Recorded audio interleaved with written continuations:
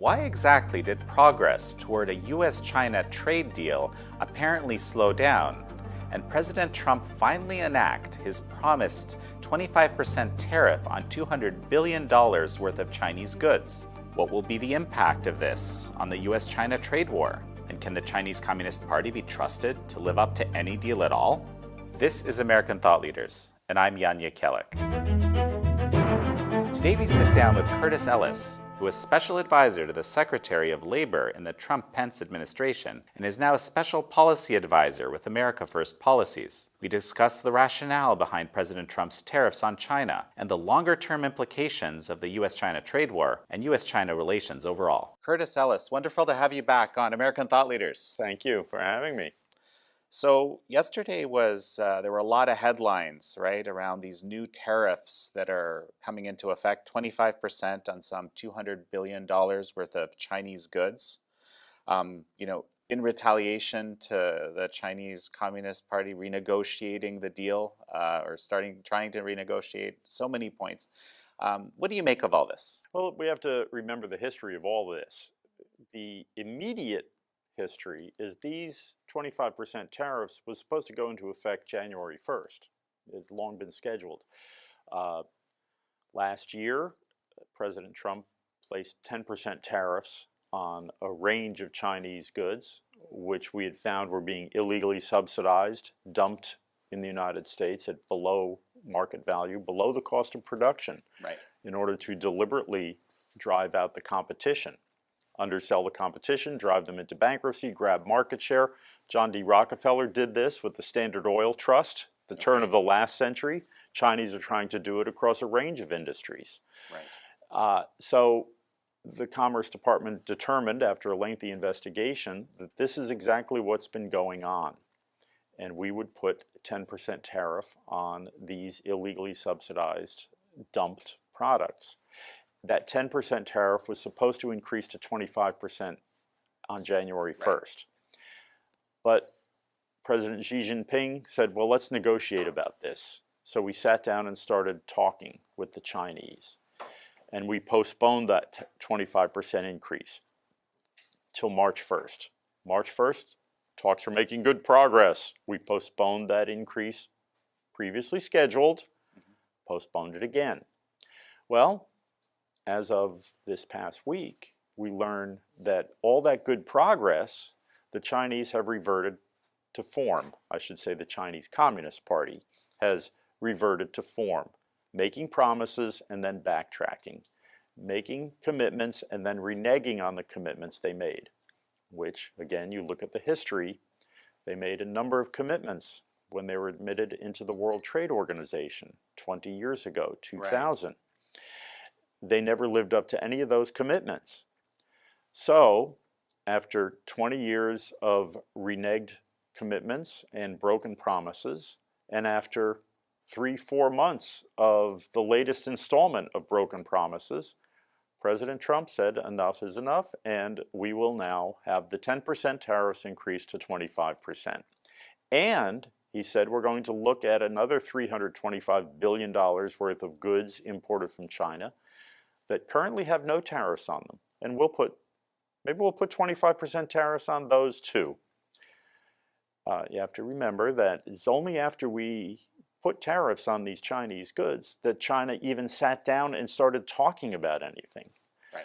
Previous administrations would have high-level dialogue and commitments and take them at their word, take the Chinese Communist Party leaders at their word that they were going to do something, and they never did. So one of these items that they're reneging on is the lifting this forced technology transfer requirements. Can you speak to that a little bit? Yeah, the Chinese Communist Party is engaged in wholesale economic aggression against the United States. This is something that's often lost in a lot of the discussion you see in the corporate media. They think this is some type of commercial dispute. There's a bigger picture which we will get to. Right. But there are at least 7 forms of direct aggression that these tariffs are in place to address. You have the cyber espionage, the People's Liberation Army of the People's Republic of China has been systematically hacking into government computers, industrial computers, our industry, our companies, and our military computers, grabbing personal information on millions of Americans, trade secrets and military secrets. What they can't steal, they put a gun to the head, a metaphorical gun to the head of American businesses and say, as the price of doing business in China, you have to hand over your blueprints and your trade secrets. You'll form a joint venture with a majority Chinese owner, a partner, majority owned by the Chinese partner, and you will give this joint venture all of your blueprints and plans and technology. And American businessmen naively think this is a good idea. Just, it sounds utterly insane. Why would people ever do this, right? I know. They say, oh, there's 1.5 billion Chinese consumers, and they see dollar signs in their eyes and they get blinded by the gold. So it's more basically that they're afraid that someone else will get in there and do the deal if Right. they don't do the deal. Yeah, that's right. Okay. Again, I mean, this is short-term thinking versus long-term thinking. Right. Short-term, oh, I want to get that money right now. What happens in the long term is the Chinese partner, which the partner takes those blueprints, takes those trade secrets, and sets up an outside company, which then goes in direct competition using that technology, Right. and drives this partnership and drives the foreign business out of business because there's now a Chinese competitor wholly owned by the Chinese. And so that's a second form of economic aggression. So this is, so whether it's the forced technology transfer or the cyber hacking, you have widespread intellectual property theft. Remember, communism negates private property. Right. And so the Chinese Communist Party and their ideology really doesn't recognize private intellectual property any more than it recognizes private real property. So your patents, your ideas, your copyrights, meaningless. And they feel completely at ease stealing them, counterfeiting them, ripping them off. This is costing American companies hundreds of billions of dollars a year. That's the third form of economic aggression that these tariffs are in place that we've asked China to do something about to fix, which they're not doing. Right. They are also engaged in currency manipulation where they rig the exchange rates so they deliberately lower the value of their currency. Right. So that gives their companies an advantage in the world marketplace. It makes it appear cheaper than foreign competitors. The state-owned enterprises, the government of China owns and subsidizes companies. They own companies and they provide these producers, these companies, with direct subsidies in the form of free money, free energy, low or no interest loans, land, because as I said earlier, they don't recognize private property, so they'll just take somebody's land and give it to a company and build a factory and say, okay, now operate the factory there. And so now, and these are not free market principles, Right. but these state-owned enterprises are now in competition with companies, American companies, foreign companies that Right. do operate on free market principles. Obviously, they have an advantage. Right. And these state-owned enterprises are producing goods that are then dumped at below market value inside the United States and on the world market. And they are driving private enterprise out of business. They're driving companies that operate according to free market value, free market principles out of business, because they've got all these heavy subsidies and advantages. Right. So that's another form, and another form of economic aggression, and another issue that we ask China to address in these trade talks. Right. And then I wouldn't say finally, but this one is out of the economic realm, but another form of aggression. China is the source and the world's major producer of fentanyl, which is opiate, a powerful synthetic heroin, which is chemically concocted in laboratories. No poppies, no poppy fields involved. This comes directly out of factories in China, and it's shipped here. And it's so potent and so strong and so concentrated. In an envelope, an envelope would contain enough to kill a trainload of people. This is being shipped into the United States. Now, so very easy to smuggle, basically. Very easy to smuggle. China has this total surveillance technology. They track facial recognition. They know where everybody's going. They track everything on the internet. They know who's buying what, who's selling what. But for some reason, they can't seem to locate these factories that are producing this poison, which is killing tens of thousands of Americans. Part of this opioid crisis that America is facing right now. And the opioid crisis happens to be centered in the very states that used to have industries and jobs and factories that are now in China. Terrible irony, I guess. Or this is the new opium war, I've called it. And look, China was subjected to this more than 100 years ago. It was disgusting. It was horrible. The British Crown created the opium trade to subjugate China. And they've learned their history well. And the Chinese Communist Party has now turned the tables and using this form of, really it's a form of chemical warfare against the American body politic to dispirit and humiliate and discourage and depress the American population. So, this sounds, outrageous. I mean, we've heard about some of these things, but when you say it that way, it's almost like, is a deal even possible with a nation that is basically using these kinds of methods? Are they going to play fair given the fact that they haven't played fair up to now? I think there are millions, probably tens of millions, hundreds of millions of people in China who would like to play fair, who are moral, decent people. And unfortunately, they're being repressed by the Chinese Communist Party. These are people of faith that are seeing their conscience violated, seeing their churches and places of worship bulldozed, their traditions stomped on and repressed in the name of this atheistic Marxist-Leninist philosophy. Chinese people are hardworking, entrepreneurial. Everywhere on earth you find Chinese people, you find them doing business and prospering. And they don't need to steal to do that. The Communist Party of China is another story. They is such a huge country that even giving out by giving out favors and favoring their cronies and their friends and their children and the people they can bribe and people they can extort money from, you're able to create a class of hundreds of millions of people that are doing quite well.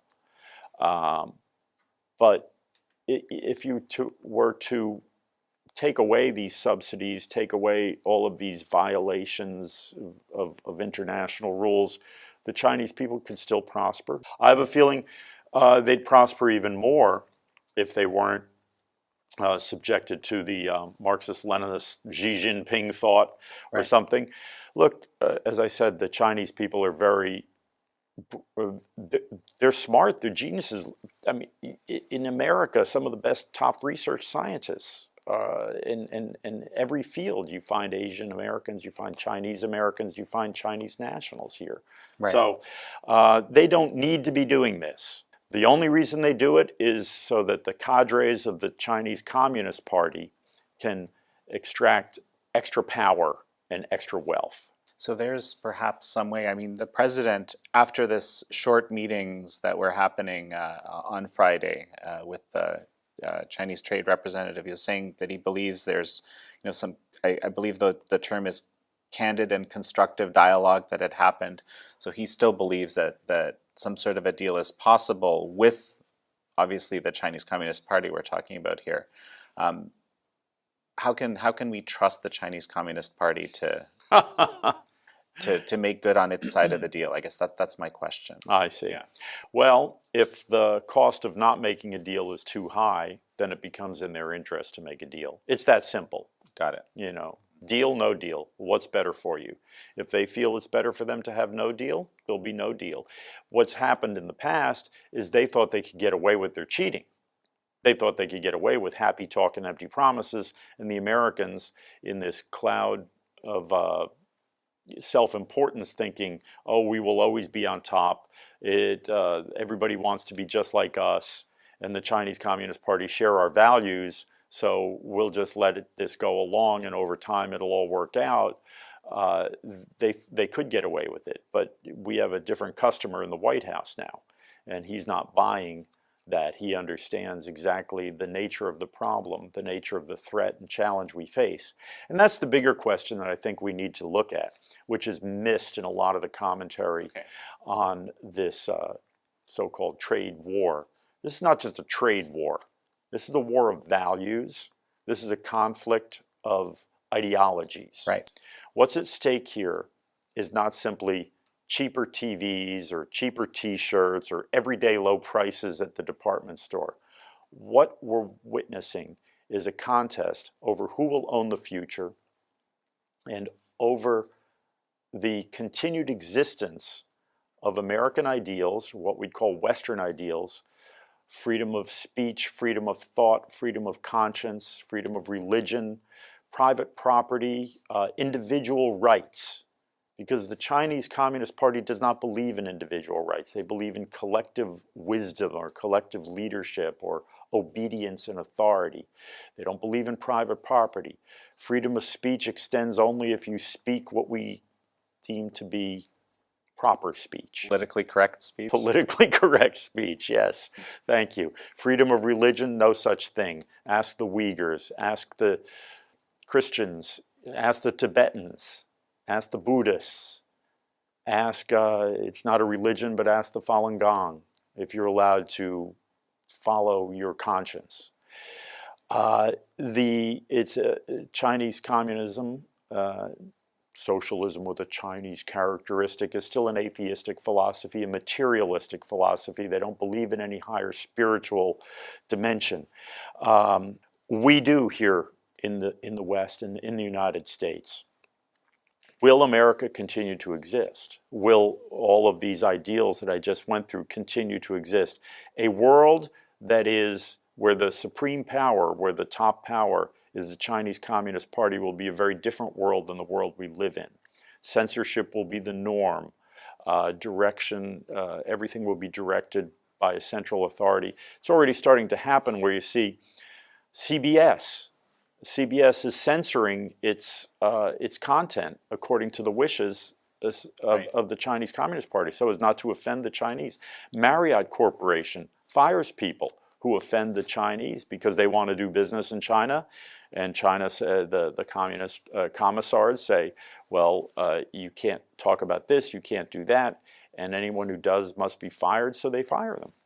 We can't allow that to happen, and that's exactly what's at stake here. And I tell people that if America were to be subordinated to the forbidden city of Beijing, your children and grandchildren applying for a better paying job at a company owned or that wishes to do business in China or owned by the Chinese, your kids and grandkids would have to get in line behind how many millions of the children of the Chinese Communist Party, and would have to toe the line because we see this social credit score, where everything you say and read and write and post and have you taken the quiz on Xi Jinping thought, and have you passed the quiz? Did you get a high enough score on it? That determines what jobs you're allowed to have.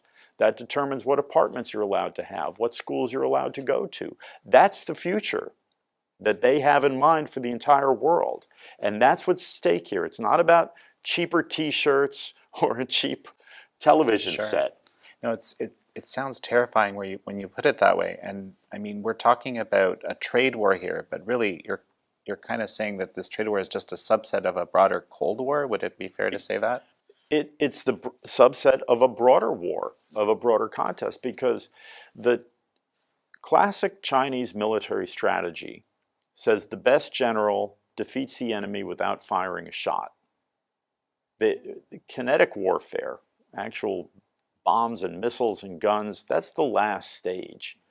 If you can undermine your opponent's will to fight, if you can use deception and spies and whatnot to steal your opponent's plans so that they don't fight, so that you counter them before they even step on the battlefield, that's a win.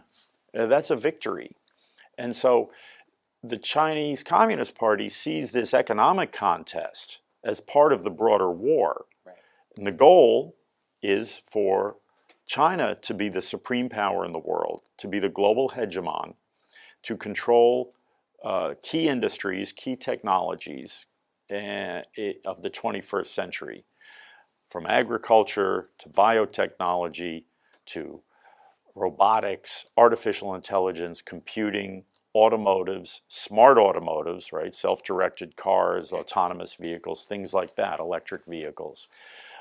And to lock up, through contracts and whatnot, lock up the resources for producing these, whether it's the rare earths and the cobalt in Africa, right, whether it's oil, petroleum reserves, and to also lock up the strategic choke points in the world through the Belt and Road Initiative, to have military bases, port facilities, and the South China Sea, Straits of Malacca, the Straits of Formosa, Cape of Good Hope, around the Indo-Pacific region, and in the Mediterranean.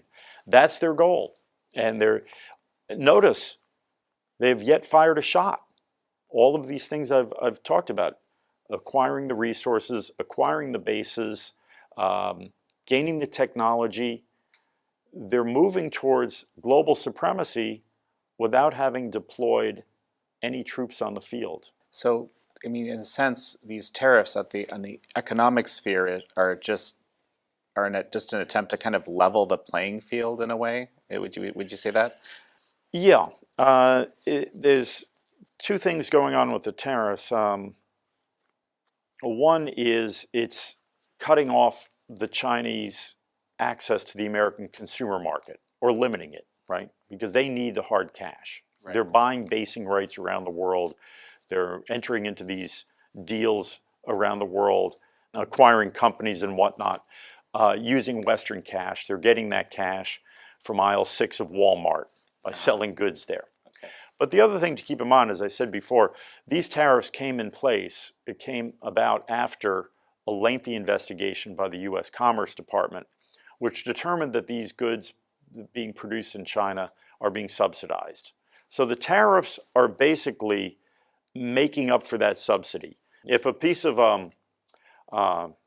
product X, if product X is being priced 25% below the cost of production, by putting a 25% tariff on it, you're leveling it up. Right. And this is, in the jargon of the term of art, is countervailing duty. Okay. Right? And it's long recognized. Every country does it. It's internationally recognized as a legal, legitimate thing to do. If a country is offering export subsidies to its industries in order to give its companies an advantage in export markets, the importing country is allowed, under international law and internationally accepted rules, to make up the difference with this leveling tariff, with this countervailing duty. So that's what these are. Now you have to remember that Adam Smith, the father of free trade theory, who said, really, everybody always quotes Adam Smith, you know, tariffs are bad and free trade good. In his book, The Wealth of Nations, he laid out when tariffs are absolutely necessary. Okay. Not just good, but necessary. Okay. One of the exemptions or exceptions to his blanket theory of free trade good, tariffs bad, he said tariffs good to preserve an industry that you need for your national defense. Okay. He said the British, and back when he wrote this book, the British had tariffs to protect and preserve their shipbuilding industry and their shipping industries. The British Navy was, of course, the instrument of national defense and what they used to build an empire. And he said these tariffs and protection of the shipbuilding industry is probably the wisest of all commercial regulations, because defense is superior to opulence. Fascinating. So yes, we want opulence, we want cheap TVs, for example, we want lots of consumer goods, but more important than that is defense. We don't want it at the cost of the country or our identity. Exactly. Yeah, exactly. Yeah. That's Adam Smith talking. Fascinating. So defending the industries necessary to defend the country is more important than luxury goods or having nice things. Another example, he says, is when another country imposes tariffs, duties on your imports, you should impose an equal tariff on theirs in order to incentivize them to drop their tariffs or to equalize. So that's this leveling the playing field. Exactly. Part, right? And that's reciprocal trade. There is a bill before Congress now, the Reciprocal Trade Act, where the president would be able to impose equal duties on a country that it imposes on us. This is doesn't sound like textbook rocket Adam science. Smith. Yeah. Another example, he says, is when other countries, or when your country, the producers in your country, are subjected to a tax, and another country's producers are not subjected to that tax, it makes sense to impose that tax, a duty, a tariff, to equalize it, so as your producers, your industries are not at a competitive disadvantage. Now here, you could say that our labor standards, we have minimum wage laws, we have Social Security taxes, Medicare taxes that are imposed on payrolls, we have property taxes, we have, of course, the income tax and whatnot, corporate taxes imposed on every company doing business in America. It would make sense that we would impose an equalizing tariff so that the goods coming into the country are paying that same tax. Because right now, they're entering the country tax-free. They're not paying a tax. They're not paying Social Security tax on the workers in Guatemala or Mexico or China. Right. So we would want to, according to Adam Smith's basic theory, we should be imposing a tariff and equalizing tax on all of those goods. So with these trade negotiations, a lot of Americans and I think politicians were hoping for a deal sometime soon. It looks like there may be yet several more rounds to go, perhaps a longer protracted fight of sorts. What do you think? I think you're right there. I think this is going to take time. It's taken us 30, 40 years to get into this mess, and it's going to take a while to get out of it. All of the critics of President Trump's tariffs, they say tariffs bad, this, that, the next thing. They've yet to offer, I don't hear any alternative. They're not offering any ideas as to what they would do to stop all of those violations, those egregious assaults on our economy and on our country. Saying, oh, tariffs are bad, because they learned this at Econ 101 when they went to school somewhere. Okay. They read it in a book somewhere. But they're not telling us what they would do to stop China and stop the Chinese Communist Party from continuing its ongoing assault against our industries, our country, and our values. So that's one interesting thing. The other thing they miss is the bigger picture. As I said before, this is not about the price of T-shirts. This is not about getting cheap TVs, filling up your storage unit, with so much junk that you get so much junk at such a cheap price you can't even keep it in your house anymore. You now have to get a storage unit to store it all. This is about the future. Will we have a country? Will the American ideals continue? And it's even bigger than that. Okay. For so long, we've behaved, and we, I'm meaning the commentariat, the intellectual class, has framed the debate over the economy as ultimate efficiency.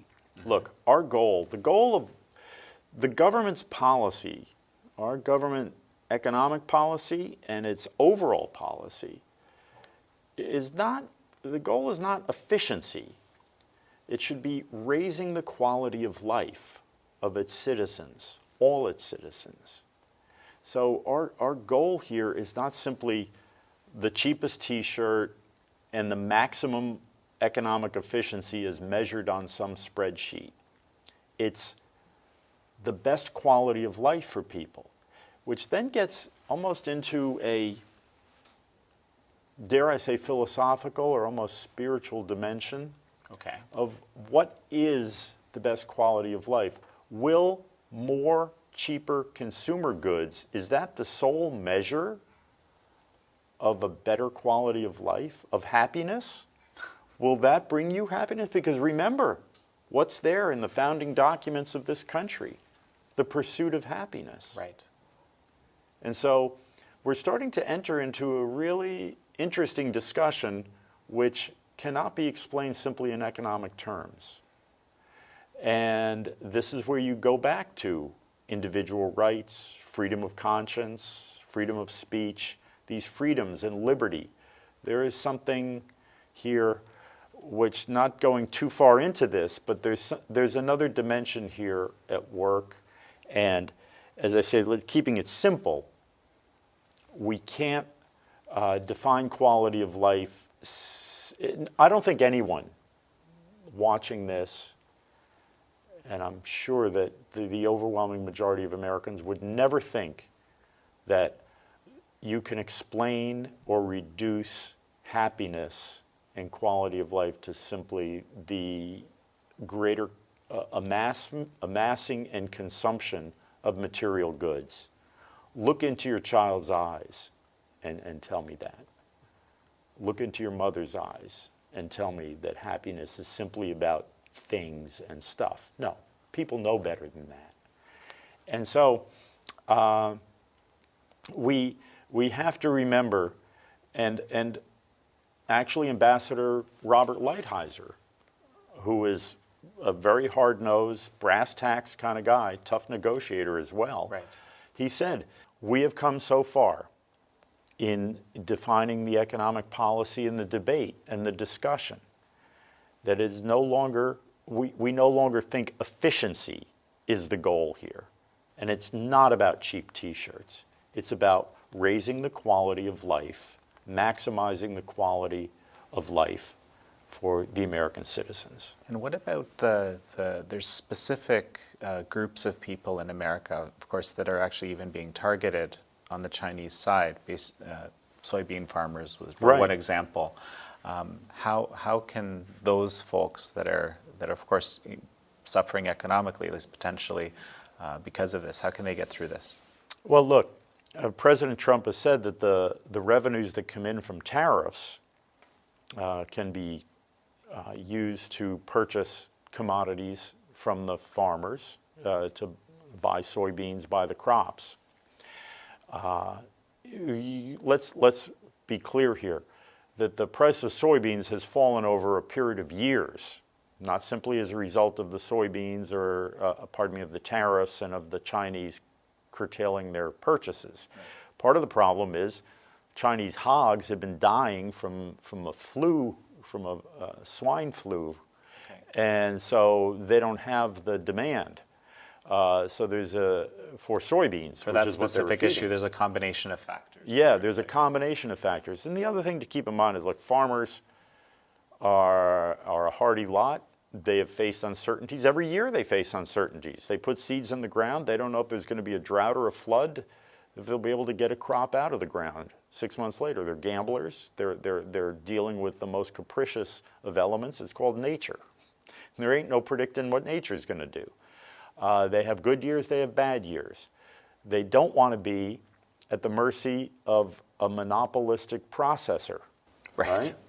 And they Which know. the CCP certainly is. And Yeah, that's yeah, CCP's yeah. goal, is to monopolize, to be the food processor, to have more than market influence over agricultural commodities on a global scale.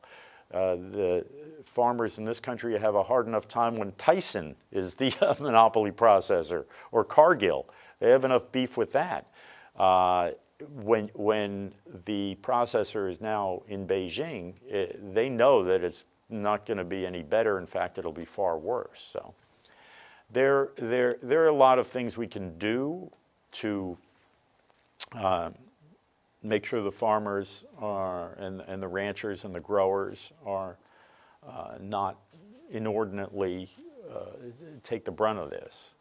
And you have to remember, again, it's funny, when you get back to the discussion, they always act like it's President Trump's fault that the farmers are hurting. No, it's the Chinese that are imposing these tariffs. It's the Chinese that are curtailing their purchases of soybeans in a deliberate attempt to target political constituencies. We imposed our tariffs after a lengthy investigation, which found out their industries, their products were illegally and unfairly subsidized and being dumped here at below the cost of production.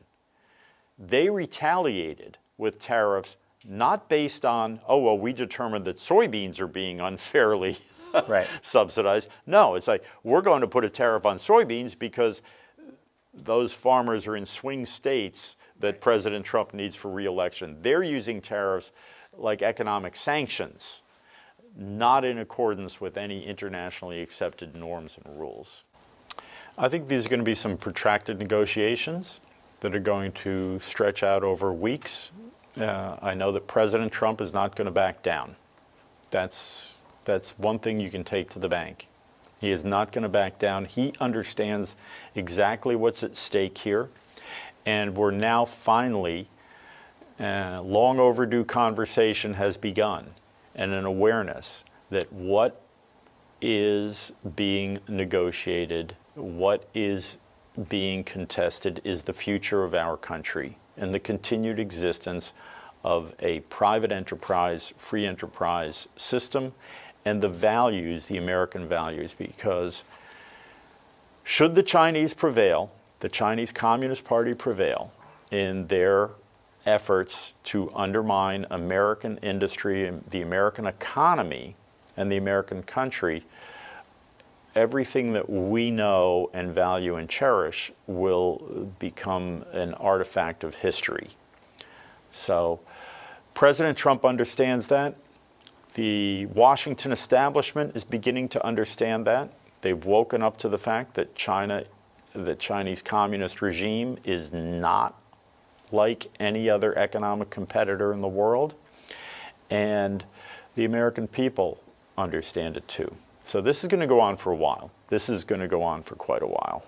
Curtis Ellis, thank you very much. Great place to end. Thank you.